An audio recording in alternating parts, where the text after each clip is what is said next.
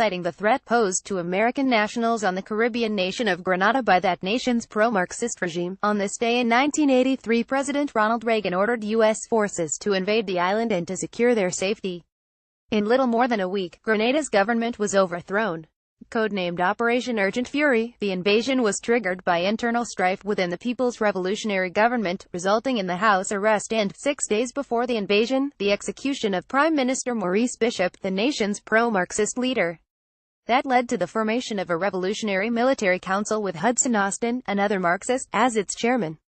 Protesters clashed with the new government while violence escalated. Story continued below. The invasion contingents included the U.S. Army's Rapid Deployment Force, composed of the 1st and 2nd Ranger Battalions, and the 82nd Airborne Division Marines, the Army's Delta Force, and Navy SEALs. In all, the combined forces constituted the 7,600 troops drawn from the United States and Jamaica. They defeated Grenadian resistance after an airborne assault by the Rangers on Point Salines Airport on the southern end of the island, while the Marines staged a helicopter and amphibious landing at the airport on the northern end shortly afterward. Some 20 U.S. troops were killed and more than 100 wounded. More than 60 Grenadian and Cuban troops were killed. In short order, Hudson's military government was deposed and replaced by a government appointed by Governor-General Paul Scoon, which stabilized the scene until elections were held in 1984.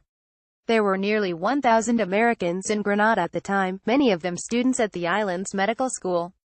American officials had been voicing concern about conditions on the island since 1979, when Bishop seized power and began to develop close relations with Communist Cuba.